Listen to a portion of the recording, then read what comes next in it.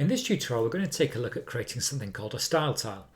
And one of the things that every designer struggles with is how to turn the wireframe into a fully finished design. The wireframe is great, but you can easily get trapped into the wireframe and find it very difficult to turn it into something that's a fully finished design.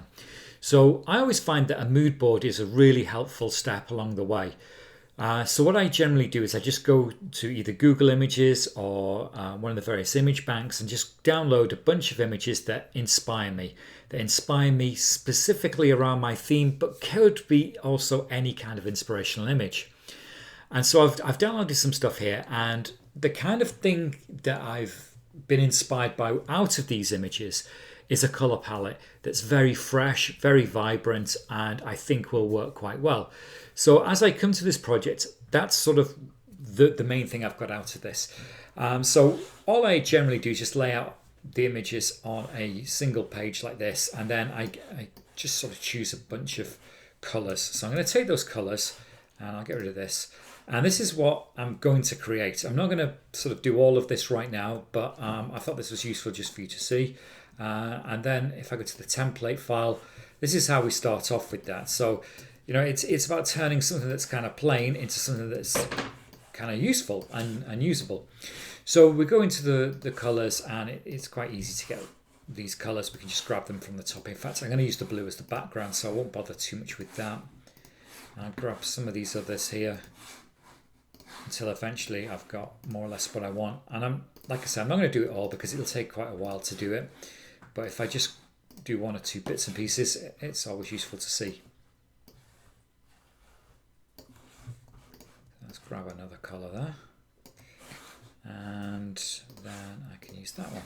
Okay, so there you can see I've used an extra color that wasn't even on there.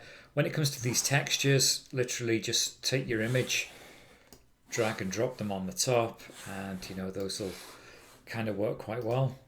Just a minute, let's see if that's the one. Try and find the right image. Yeah, I'll use that one. Okay, so something along the lines of those is what I guess I'm kind of looking for. Now for the background of this, I can select where it says Web 1920, and I can go to the fill, and I can choose like my fill color from here and put my fill color in. Only issue with that is I actually used a gradient, and you can't add a gradient into the background of this. Right, so there's my basic color. And on the other side over here, I'm going to sort of do the same thing but darker. And then I'm just going to grab that over to that corner and this over to here. And that way I've got a relatively dark background. And then I'm going to just take everything that's black in text-wise and turn it white. Get those, and that's nice and easy. Turn it white, and I don't actually really need the logo like that. And the logo was something I did in Illustrator and brought across, so I'll copy and paste that from the other one. But I just kind of then started playing with the text, and I actually kept it on Helvetic and New, and just played around with how I wanted that to really look. So I kind of went for light, and I also wanted it to be sort of have a capitalization, but then when I did the capitalization, I realized that, you know, I needed to change the space between the letters, and you know, every time you do something, you'll find something else that needs changing. So I was kind of going with something like that. I wanted the heading not a huge heading, and same with the subhead as well. Subhead, I could use this fill color here, take that and then just go a bit more that way, something like that. And then just to save time, just say example subhead. There we go.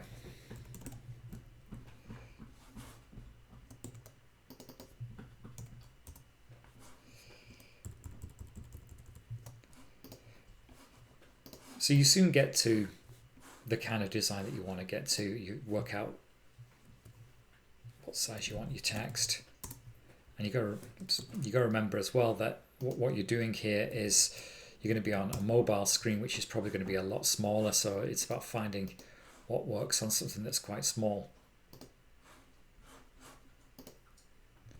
And then when it came to the buttons, I literally just put in some big round corners, and then I made a gradient out of this color pink here. So let's do the pink. Click on the fill, change it to linear gradient, change the secondary color to a slightly different shade.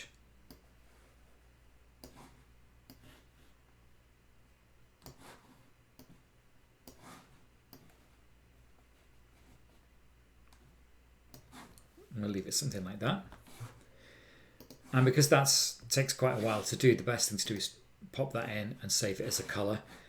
And that way,